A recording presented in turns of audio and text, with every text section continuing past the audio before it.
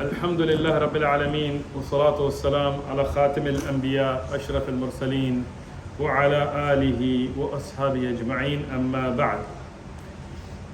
The Sahaba radiallahu anhum are such a great example for us and such a beautiful role model can be found in each one of them. But it's quite sad that many of us don't know some of the not so famous Sahaba radiallahu anhum, right? For example, Abu Bakr, Umar, Uthman, Ali radiallahu anhum, mashallah, most people know maybe the Ashra Mubashara and so on. But some of the Sahaba, subhanallah, we don't even know their names. Even when we hear their kunya, for example. Like Abu Hurairah radiallahu anhu, we discussed him before. Today I want to speak about one of the Sahaba, and Uqsam billah, I swear by Allah, it's a part of your iman to love him. That's a strong statement to make, but I'll give you a dalil for it, don't worry. His kunya that he's famous by is Abu Darda. How many of you have heard of Abu Darda? Radiallahu anhu, mashallah. In books of hadith you'll find An Abi Darda, you will find a lot of narrations from him. In fiqh you will find a lot of rulings from him. He's very well known for wisdom. And we'll talk about that. But first, what's his name? Not you, man. You know every one of them. Barakallah feek, barak. One of our students that anybody other than. Okay, go ahead. Uwaymir. MashaAllah, Allahumma barak. This is the kind of Allah we need. Uwaymir, that is correct. His name, according to Abdullah ibn Umar radiallahu anhuma, and some of the other Sahaba, and Imam al-Bukhari mentions this in his Kitab al-Tariq from his son, that his name was Amir, but he was known with a laqab or the title of Uwaymir. But Rasulullah sallallahu alaihi wasallam called him Uwaymir. Right? So that is correct. As some of the books of Tariq mention him to be Uwaymir ibn Zayd ibn al-Qais al-Ansari, and he's ma'ruf Abu Darda. Some of the books have also mentioned Amir ibn Malik. Imam al-Dhahabi, Imam al-Bukhari and others, they mention his nasab and his lineage. But one thing for sure, he was Khazraji, from the tribe of Khazraj, from the Ansar, from the people of Medina. And Darda was the name of his daughter. So usually the urf and the tradition amongst the Arab was that you would be known by the name of your first son, right? For example, if Rasulullah sallallahu alaihi wasallam is called Abu Qasim, that's his kunya. But there are times where people are known by the name of their daughter, which is unusual, but it does happen. For example, Umar ibn Khattab is known as Abu Hafs, and Hafs is a reference to Hafsa radiallahu anha, who is his daughter. Abu Darda was known by the kunya because of his daughter. And his wife was known as Darda. And interestingly, later in his life, he married a second wife, and even though her daughter, she was not the mother of Darda, but because of his fame as Abu Darda, even his second wife became known as Darda. Abu Darda radiallahu anhu, why is it a part of your iman and an ayah or a symbol of your iman to love him? Because he's from the Ansar. And in the hadith that Imam al-Bukhari has mentioned, and so has Imam Muslim and al-Nisa'i and other ulama of hadith, no doubt to its authenticity, Rasulullah sallallahu alayhi wasallam told us, حُبُّ الْأَنصَارِ آيَةُ الْإِيمَانِ وَالْبُغْضُ الْأَنصَارِ آيَةُ الْمُنَافِقِ. The riwayas have come with some different wording, but to the same meaning, without a doubt, authenticity-wise. What does it mean? The love for the Ansar is a sign of iman. And it's from iman to love the Ansar. And hatred for them, a dislike of them, is the sign of a munafiq. So now, and these are, like I said, this is muttafaqun alayhi, no doubt, not just Bukhari and Muslim, but you can find it in many of the books of hadith with independent chains that are authentic. So we know Rasulullah sallallahu alaihi wasallam told us. So it tells us the love of the Sahaba radiyallahu, especially here of the Ansar, but the Sahaba generally, is a sign of iman. And those that hate the Sahaba, or have bughd, yani they have this hatred, they have this jealousy, they have this ill intent. Like, you know, when you mention Umar ibn Khattab radiallahu anhu in front of some of the people, they don't like it. That's a sign of them being a munafiq. It's not me, hadith. And this is why we love the Sahaba and we defend the Sahaba and we never compromise on this issue. I'm saying this because in our time right now, because of some geopolitical situations, and may Allah protect our brothers and sisters in every part of the Muslim world, especially Gaza, especially Palestine, may Allah free them, may Allah protect them, may Allah give them nusrah against the enemies of Allah. In this time, some people are using this as a political game. What are they doing? People who hate the Sahaba, people who violate Islamic Aqidah and so on, they're using this for politics. And many of our brothers, may Allah protect us, they're starting to praise those people now. They're trying to defend those because they see the political game, and I understand that sentiment. But in Wala al-Bara, we can never compromise. Sahaba radiyallahu, the love for them is iman. And the hatred of them is nifaq. Abu Darda radiallahu anhu, as Imam al-Dhahabi says about him in Siyar Alam al-Nubala, that he was an imam, and he was a leader. Imam in Ilm al-Rijal, or when you see al-Dhahabi or one of the great scholars of biographies, it doesn't mean that he was paid somewhere to lead salah. No. Imam meant that he had a following. He had opinions in fiqh and things that he would, like Imam Abu Hanifa, Imam Malik, Imam Shafi, Imam Ahmad, Imam al-Awza'i, and so on, meaning that they had people who would follow their rulings. And he says al-Qudwa, he is the role model. The Qadi, that he was a judge, Damashq, yani in Damascus, he was the Qadi there. And Sahib Rasulullah sallallahu alayhi wasallam, the big sharf that was given is that he was the companion of the Prophet sallallahu alayhi wasallam. And Imam al-Dhahabi says something about him. Pay attention, it's very important. He says, Hakim hadi ummah. He was the wise, the Hakim, the one filled with wisdom of this ummah. And Sayyid al-Qurra bid Damashq, and he was the leader of the Qurra of Quran in Damascus, in Syria, in Damashq. Now, it's very interesting, as I was preparing for this dars, I saw this, and I said, how did Imam al-Dhahabi get these titles for him? So Hakim Hadi al-Ummah goes back to a hadith. And this hadith, Ibn Athir has mentioned Asad al-Ghaba, and some other ulama have mentioned in their books, and al-Dhahabi and other ulama of Tariq have utilized this, where they say it's a narration that Rasulullah sallallahu alaihi wasallam said, Uwaymir Hakim al-Ummati. Uwaymir, yani Abu Darda, is the Hakim of this ummah. And that's why al-Dhahabi. Now, regarding the kalam on the sanad and so on, I'm not going to go into that, but the ulama of Tariq, from that narration, they gave him this title. Because if Rasulullah sallallahu alaihi wasallam gives a title to somebody, Hakim al-Ummah, no doubt, this is something. And from looking up his biography, Ibn Kathir and Ibn Hajar and al-Dhahabi and others, they continue to use this Hakim al-Ummah for him. Now what is very sad, and I'm going to offend some people here, but that's alright. Today, if you go to anybody and you say Hakim al-Ummah, they start thinking of some later scholar, who some people in the Indian subcontinent have given this title to. Yani, it was okay, khalas, yani, whatever he wrote or did for the ummah, you can say he was the Hakim of this area or alim or this. But to do mubalagha, where you are now exaggerating Hakim al-Ummah, yani, something that Rasulullah sallallahu alaihi wasallam gave towards one of the Sahaba, now that Sahabi is not known by that title.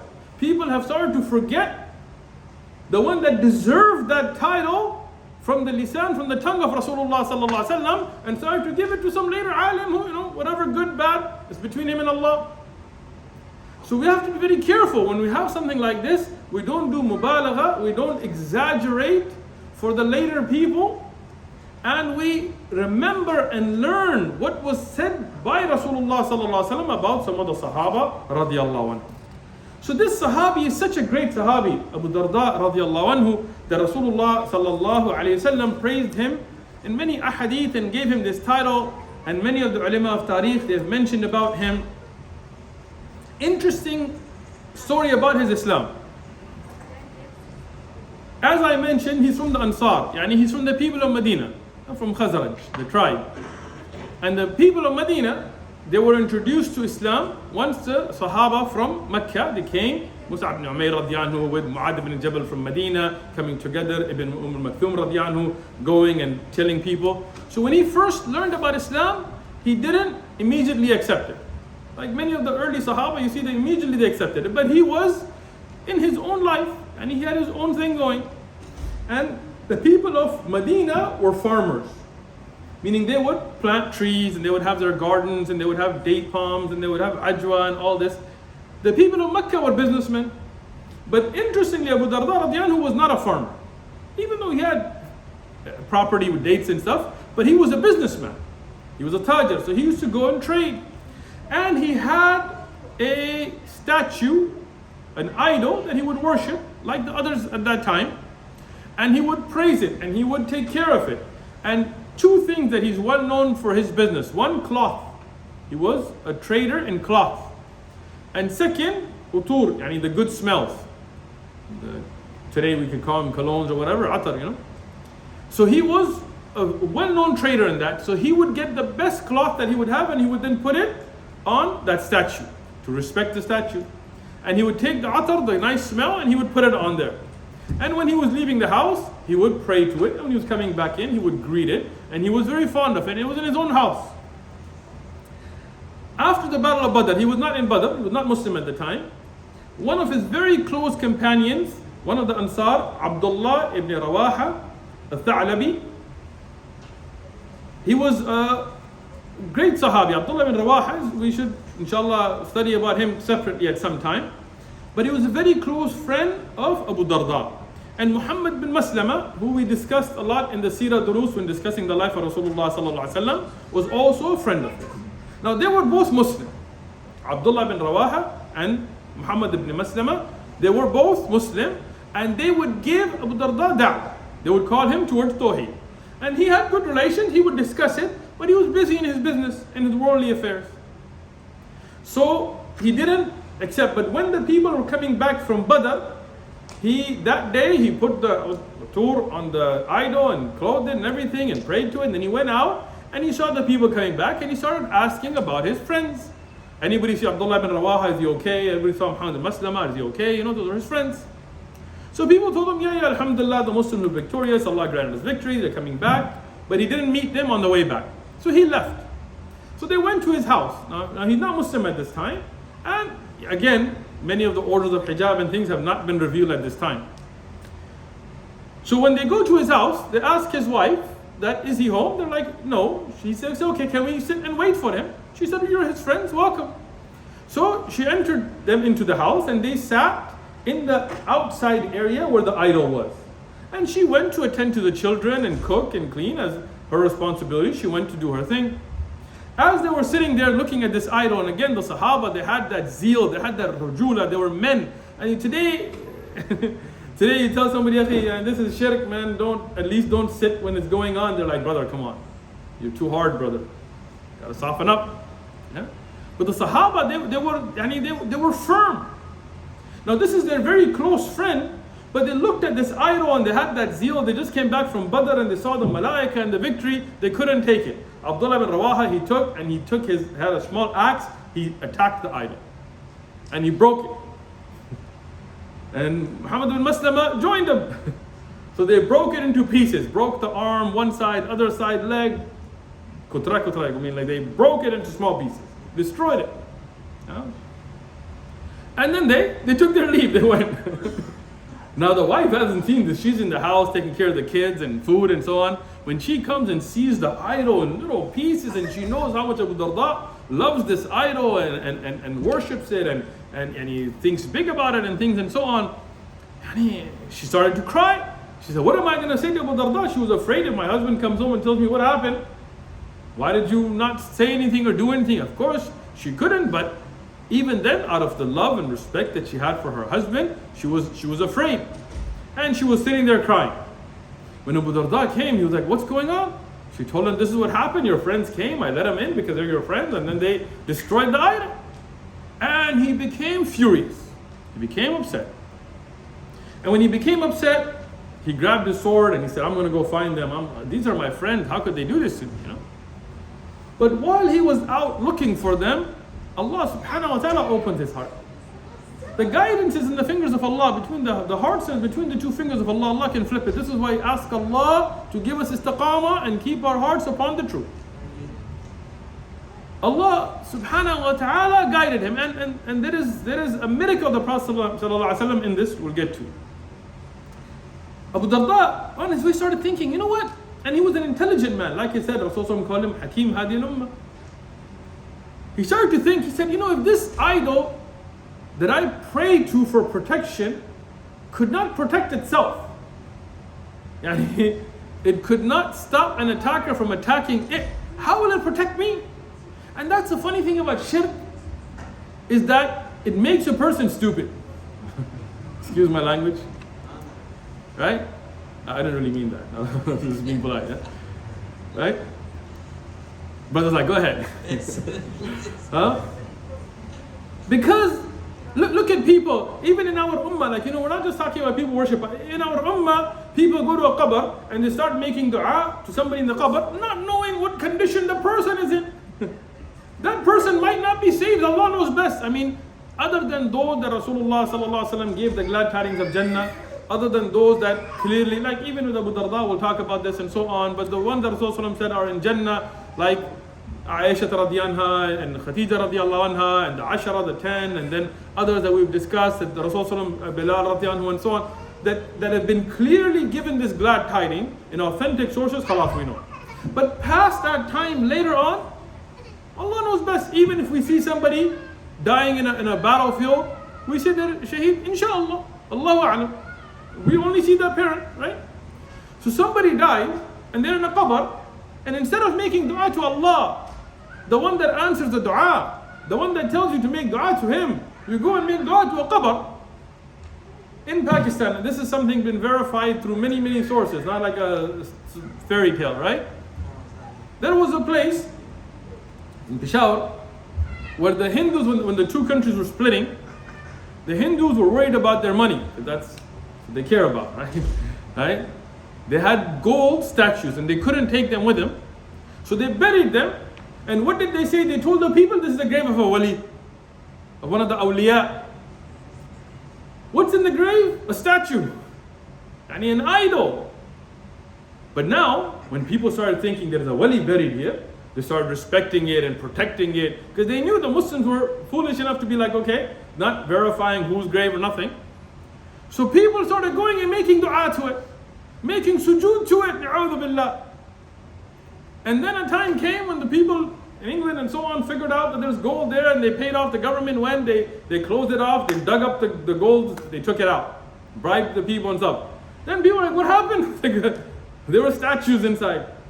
There's another one, and I've been to this place actually, and the brothers there told me the story themselves, where they used to put up flags. There's a big thing, there's flags. I don't know why, there's flags, green and this and this. Later on, they dug it up, they found the skeleton of a donkey. They had to make a road, and it was a big story, right? So, shirk is something ajib. You look at an idol that people put right now, maybe even a Jesus idol, right? They make it with their own hands. And they put it up, and when it chips, they go and fix it. It can't protect itself. But subhanallah. So we ask Allah to keep us upon pure tawheed. So Abu Darda radiallahu anhu, he started to think about this issue. So he said, if this statue can't protect itself, they can't do anything to me. So he started to go to where Rasulullah sallallahu alaihi wasallam was. And Abdullah bin Rawaha and Muhammad ibn Maslama were both with the Prophet sallallahu alaihi wasallam. When they saw him coming, especially with his sword, they told Rasulullah sallallahu alaihi wasallam, "Ya Messenger of Allah, we broke his statue in his house, and he's coming, and it's going to be a conflict, right?" Rasulullah sallallahu alaihi wasallam told him, "Don't worry, because Allah subhanahu wa ta'ala gave me the glad tidings of the Islam of Ummah." Subhanallah. And this is one of the Dalal al-Nabuwa, the miracles of Prophet, because Rasulullah didn't know. But he had made dua to Allah for the guidance of Uwaymir, yani Abu Darda, and Allah had given him the glad tidings through wahi that he will become Muslim. Like Rasulullah sallallahu alaihi wasallam made dua for the Islam of Umar radiyallahu anhu. Amr ibn Hisham or Amr ibn Khattab, and Allah chose Amr ibn Khattab and not Abu Jahl. Right? Which is another thing, a beautiful lesson for us to learn, that if there is somebody who you see will bring benefit to the ummah, to make dua to Allah, that Allah guide them. It's from the sunnah. So from the dua of Rasulullah sallallahu alaihi wasallam and the guidance from Allah subhanahu wa ta'ala, obviously Allah guided him. So when he came to Rasulullah sallallahu alaihi wasallam, instead of being upset, he accepted Islam. Now, subhanallah, like the story of Ibrahim alayhi salam and breaking of the idols, there are times where you use your yad and use the hand to stop shirk. Of course, there are times where you have to use the lisan, the tongue, by just saying, and so on. And times where you're unable to even say anything, you have to use the heart. But at minimum, we cannot accept shirk. I just want to make this point because I see the situation our ummah is in today, where shirk does not upset us anymore. You sit next to a mushrika, LGBTQI priestess, and it doesn't upset you. You sit next to somebody, at least you should feel it in your heart, like how can they do this dhulm, this crime? If you sat next to a murdering rapist, you'd be like, oh my God, I can't be on TV with this Epstein, no way. Have you seen the media coverage, right? We realize that that's wrong, and it is. But what about next to somebody who's calling people towards shirk, a dhulm, an oppression, a sin, worse than murder? We're like, no brother, he's good. He's going to vote for me. Abdullah bin Rawaha was very happy at the Islam of his friend Abu Darda, and they were very close. As the Sahaba were making hijrah, Rasulullah sallallahu alayhi wasallam, he made brotherhood between the people who made hijrah, Muhajirun, and the people who gave them nusra, the Ansar. Who was the brother of Abu Darda? Salman al-Farisi. And there are many ahadith of the advice, a beautiful advice. And I encourage you again, these duroos are just to open this curiosity in your mind, that go and follow up, to read some of the advice that Salman al-Farisi gave to Abu Darda radiyallahu anhu, and Abu Darda gave to Salman al-Farisi. Beautiful advice, beautiful ahadith that I don't have time to get into, but you should, as a follow-up, do that. Abu Darda radiyallahu anhu, immediately he followed up with dedication to knowledge and acting upon it. Al-Dhahabi, Ibn Asakir, Imam al-Bukhari in his Tarikh al-Kabir, they mentioned the hadith of Rasulullah sallallahu alaihi wasallam, Inna Allah wa'adani, Allah has given me this promise, Islam, Abu Darda, or Uwaymir, radiyallahu anhu. And then they follow, interesting with that, saying that as soon as he accepted Islam, dunya became nothing. Before, he was caught up. He loved money, he loved business, he was busy. But when he realized the haqq, the truth, the worldly life meant nothing to him. He became famous for his zuhd. And he became from the people of knowledge. That's why if you look up the qira'at of Quran, the different styles of recitation, you will find him as one of the people the Qurra took the qira'at from. And he was known as Sayyid al-Qurra of Dimashq, and he was the leader of the Qurra of Dimashq, of Syria, of Damascus. And he became dedicated not only to memorizing Quran, but memorizing ahadith and deriving the fiqh and teaching the ahkam of it and acting upon them. Beautiful example for us. In the big masjid in Damascus in his time, and this is later on, he used to have halaqat where he would teach the Qurra, and then he would teach ahadith to the people of hadith, and then he would give ahkam of fiqh. And this would be his main task of the day. Whatever else he did, but this was his main purpose in life, to teach that knowledge and to spread it. Now, when we talk about him, subhanallah, the ulama of tarikh, they would say about him, alim, abid, mujahid, amil. Beautiful. That he was knowledgeable, but he was a worshipper as well. He didn't just take knowledge for money and things like this. And he wasn't just making adhkar and so on. He was a mujahid. He fought, and he fought in the battles in Egypt, and he fought in the battles in Sham and so on. And he was somebody who would practice upon his knowledge. There are a couple of books I'm going to recommend as well, because I want you to then, I was looking through these for this dars, but just summarizing from it. الشفاء الداء من كلام أبي درداء, and there is also وصايا أبي درداء by Shaykh Saleh ibn Abdul Aziz ala Shaykh. Beautiful. These collect many of the statements of Abu Darda radiallahu anhu and benefits from them, and you can inshallah benefit from these words. Why was he called the Hakim of this ummah? Because he gave a lot of benefit and hikmah to the ummah. I'm going to mention, and I've given you the books if you want to read more of them, but I'm going to mention some of his statements and that we can benefit from inshallah ta'ala. And now, if you want to look at asanid and so on, you can go look up in these books, and the ones that have takhrij will give you all of the things. I'm just going to give you summaries from it. One of his beautiful statements, he said, there are three things which people fear or take as evil or bad that I love and take as good. Now, before I mention them, he also states that I don't make dua for them. It's not permissible to make dua for them.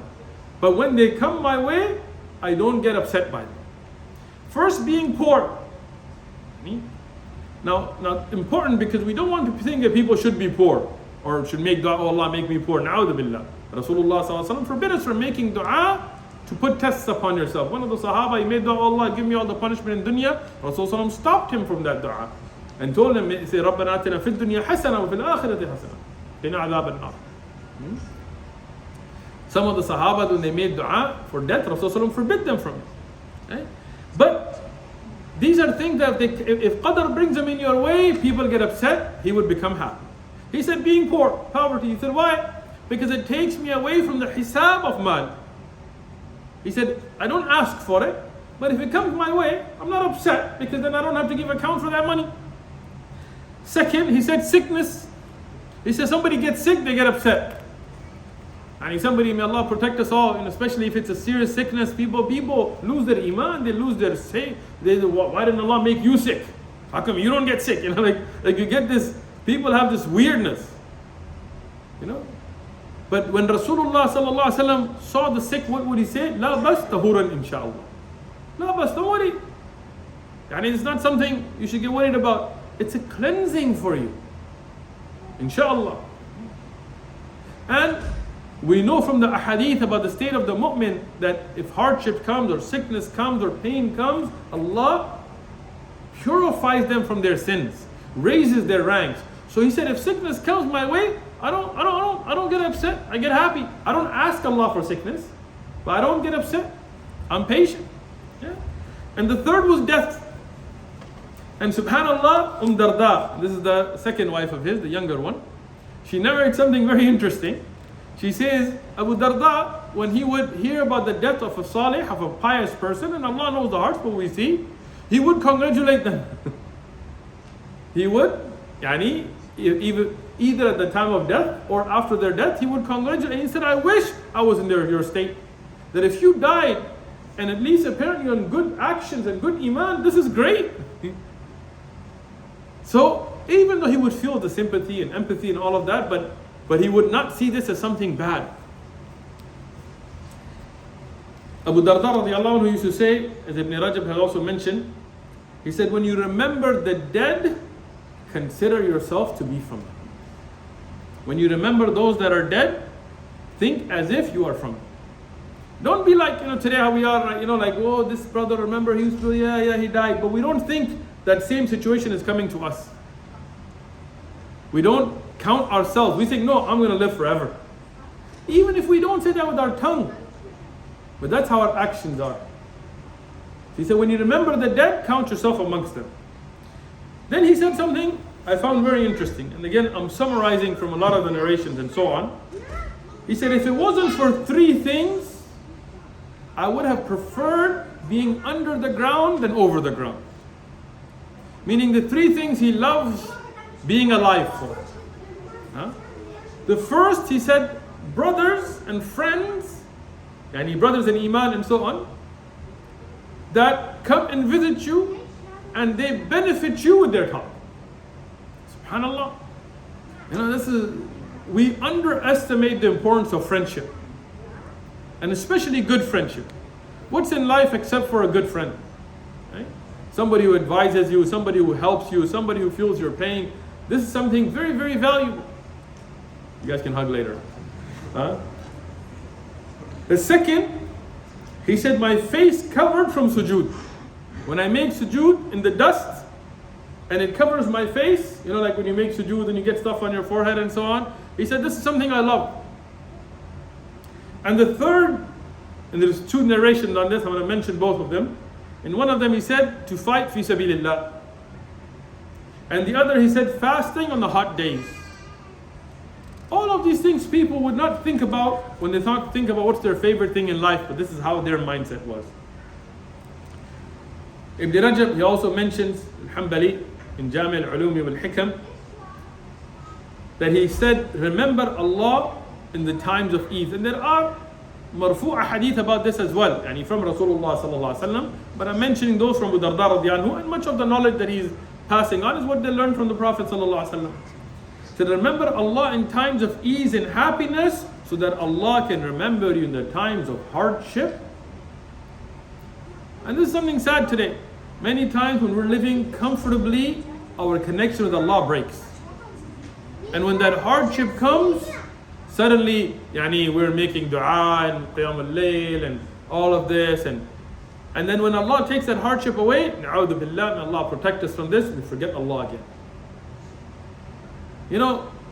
One of the scholars that I was listening to actually about the life of Abu Darda radiallahu anhu, he said, there are some people that only time you'll see their number on your phone is when they need you for a hardship.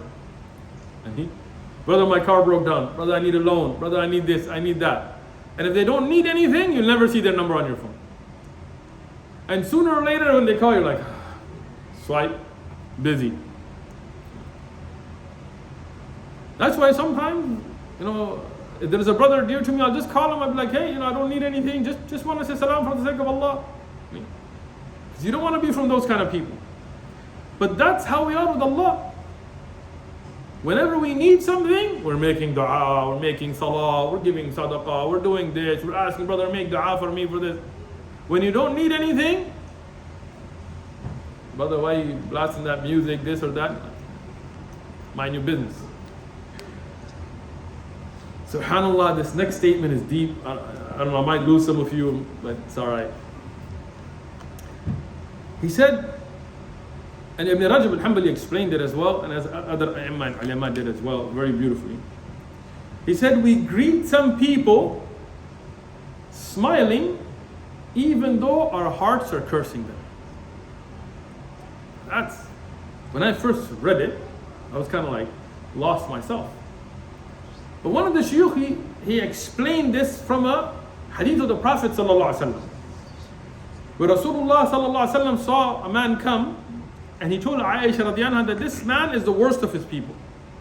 But when the man entered upon the Prophet sallallahu alaihi wasallam, the Prophet sallallahu alaihi wasallam smiled and sat with him nicely and laughed and treated him well. When the man left, Aisha radiallahu anha told the Prophet sallallahu alaihi wasallam that you said this man is the worst of his people. Why did you treat him so well? So Rasulullah sallallahu alaihi wasallam, he told her that we don't want to be from those people that are the worst shar, the first evil of a nas, that people stay away from because of their bad manners. Now this explains the hadith of Abu Darda radiallahu anhu. At times, people think that if I greet somebody nicely, and there's somebody that I don't agree with, this means that I'm a munafiq. That's not the case. Even the munafiqun in Medina, the well-known Abdullah ibn Salul and those people that no doubt to them being munafiqun, Quran was a witness to them, Rasulullah was a witness to them. The Prophet met them with a smile and treated them well, because that is from the akhlaq of a Muslim.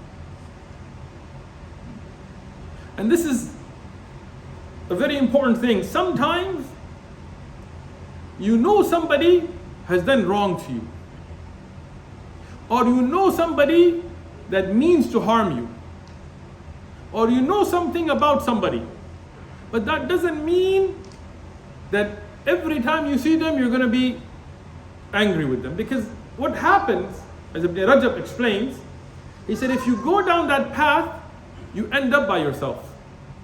Everybody has some fault. This guy did this guy did that, he looked at me wrong, he sat with this Shaykh, you're off the manhaj, until it's just you sitting there by yourself. As if Jannah was made just for you. I was in Jordan, they told me about a brother, he passed away at that time, but this is a real person. He said he continued to pick faults in everybody. This guy, I saw him coming out of this masjid, and the other Shaykh had been to that masjid, that means he's not on the sunnah, he's not this. This Shaykh, I saw him and he do this, or this guy. Until he considered everybody to be misguided except him, and he had one friend. This friend of his didn't agree with him, but they were friends, so he had good akhlaq with him. When this man was dying in the hospital, that one friend he had in the world who was patient with him, he went to see him, and this man told him, the only people on the face of the earth upon the truth is me and you. You, because you're helping me, right? Huh? So his friend turned to him and said, Akhi, you know how big Allah made Jannah? You think that whole Jannah is just for me and you? And you think this whole wide Jannah is just for me and you? No. We can't be like that. Yes, we stand on the haqq, al-wala wal-bara, we stand on the Quran and the Sunnah, we don't compromise, but that doesn't mean that we just look for faults in people. You see somebody that defaults is, I'm not saying salam to you, I don't know what you're on.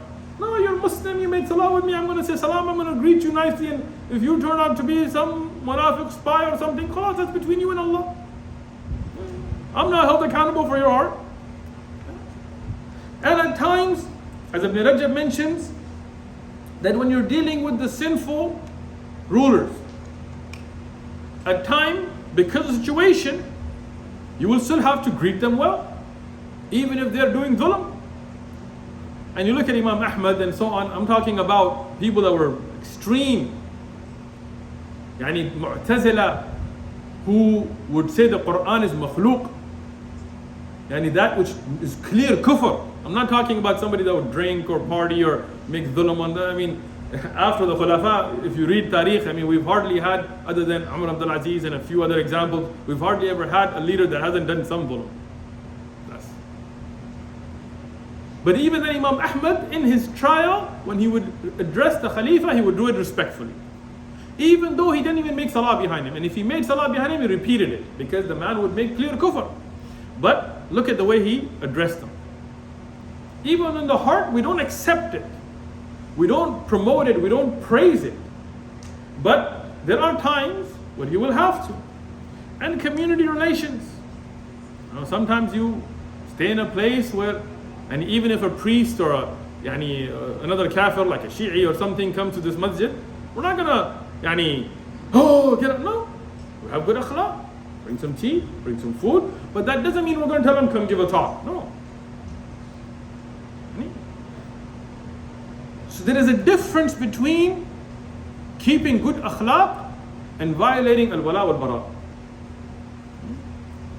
Good akhlaq doesn't mean that I'm going to tell Rabbi Shulan to be my teacher now and be like, I take Rabbi to be my teacher, so speaking in front of him is very difficult for me. No. But that also doesn't mean that if I meet a rabbi at a store, I'm going to be like, no. This is the balance the Sahaba radiallahu anhum had.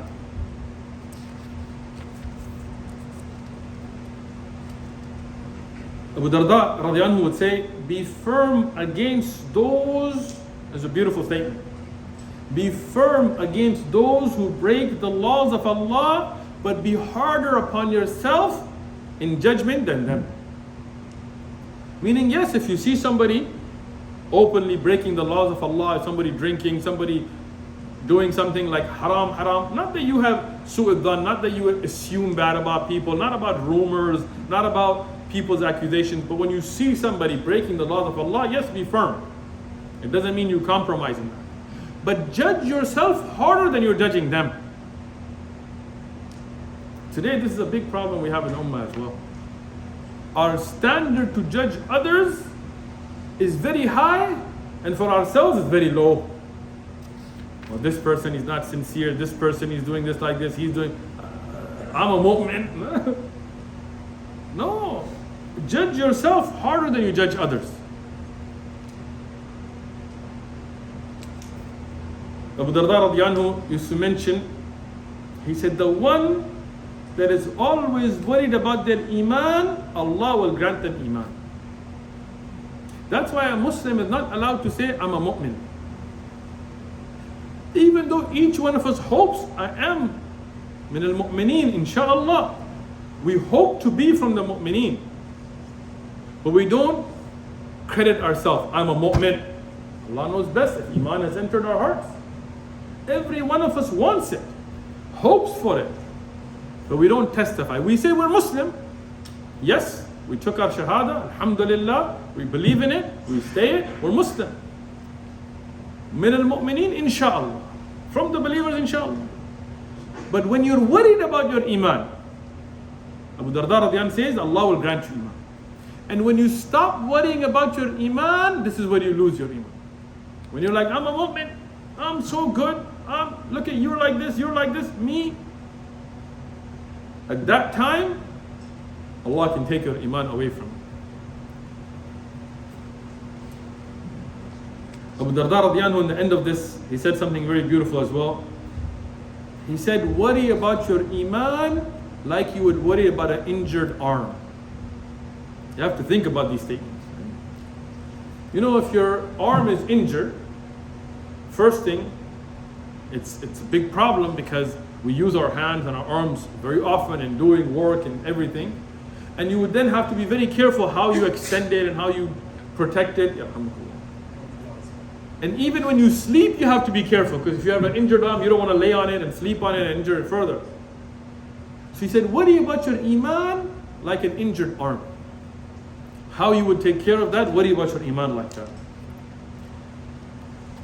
Abu Darda radiallahu anhu, he has a beautiful hadith. And this hadith, again, just so, I don't want to just say things, I want to make sure things are authentic, right? This has been mentioned by some of the Sahaba, like Abdullah ibn Mas'ud, from the Prophet ﷺ, but those narrations are da'if, those are weak. Even the narration from Abu Darda, it's mentioned from Hassan al-Basri.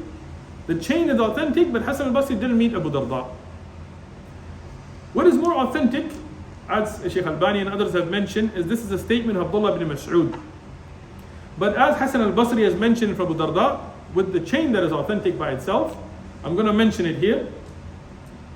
We can't say this is from the Prophet ﷺ, but either Abdullah ibn Mas'ud or Abu Darda. Either way, or maybe both of them made this statement. He said, wake up, when you get up, عالما أو متعلما. Either wake up as an alim, meaning somebody who is knowledgeable that teaches, or muta'alliman, or somebody who is a student of knowledge, or mustami', or the one that listens to them, respects them, follows them. There's a lot of sharh here, but from those that bring themselves close to the people of knowledge and benefit from them. And in one of the narrations he mentions, muhibban, or those who love the people of knowledge. But don't be ولا تكون الخامس أو في رواية الرابع. Don't be from the other people تلحك, those that will be destroyed. Hassan al-Basri was asked, Man hum? Who are that? Who are they? He said, al-mubtadi', the people of bid'ah. This is from Hassan al-Basri, from Abu Darda and Abdullah ibn Mas'ud radiyallahu anhu. So what did he say? That every day you should be in one of these states. Either you should go out and teach people what's beneficial, an alim. Or if you are not at that level, then muta'allim, go out every day seeking knowledge in that day. Or if you're not somebody who's academic and so on, but be from those who listen to the people of knowledge, those that respect them, those that when they have a question, they don't just say, okay, what is the legal this, what is my benefit? They go to what is in the Quran, what is in a hadith, they go to the ulama and say, this is the mas'ala, how do we solve it? And whatever they say in the light of the kitab and sunnah, you accept. Yeah? So at least be from them.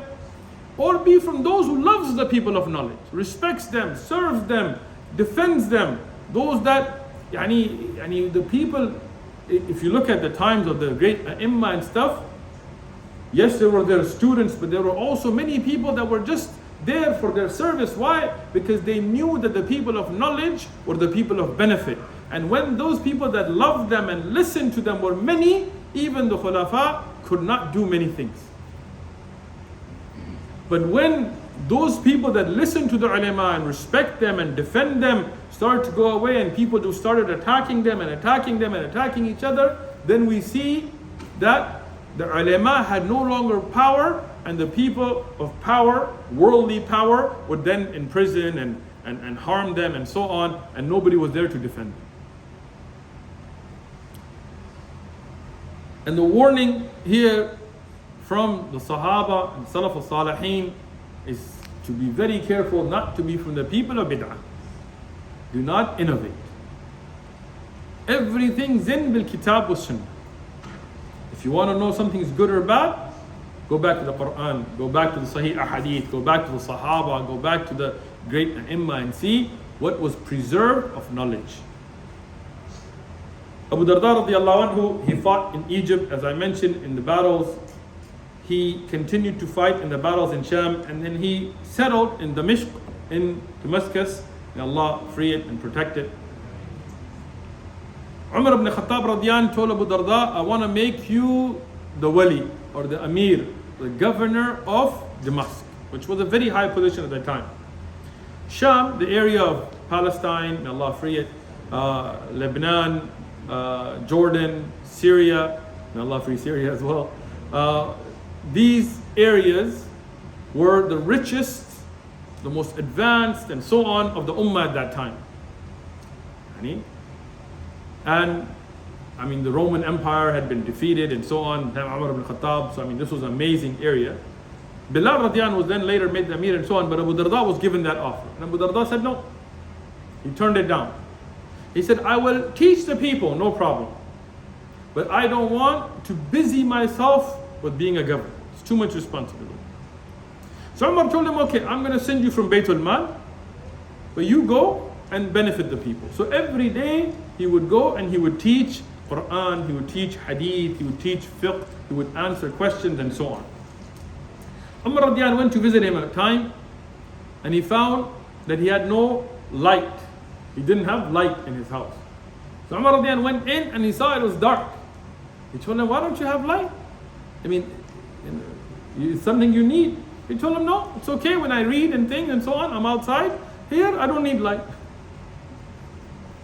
Then as Umar was a guest, he brought Umar the best pillow he had, which was the saddle of a camel. It's very rough. It's not a pillow. It's not plush. Umar radiyan told him, what is this? Is your money not enough? He said, no, it's enough. Umar radiyan said, I'm going to increase the money that I'm sending from Baytul Mal. He said, no, if you send it, I will give it away. Because what I need is what I take. And what I don't need, why would I want to increase the hisab on myself? Umar radiyan would cry from seeing his condition and appreciated his life as a traveler. Abu Darda passed away in Damascus and he's buried there. Aus ibn Malik, one of the Ansar, he saw a dream. And he narrated this dream, and many of the Sahaba, they affirmed this dream, where he saw Abu Darda radiallahu anhu in Jannah. In his dream, he saw Abu Darda radiallahu anhu in Jannah. And he saw him with beautiful cloth and luxuries, in beautiful healthy state, and mansions and so on. And he asked him, what was it that Allah blessed you with this for? He said, because we learned knowledge, we learned the Quran, we learned the knowledge, and we dedicated ourselves to it, acting upon it, and did not get distracted by the dunya. Even after his death, he gave us this wisdom. That dream. We ask Allah subhanahu wa ta'ala to make us from those who take a lesson from the Salaf al-Salihin, from the pious of the past, not just in title, but in action, and make us from those that even if we cannot reach the level of those Sahaba, we are inspired by them to learn about them and to improve ourselves to the best of our abilities. Jazakumullah.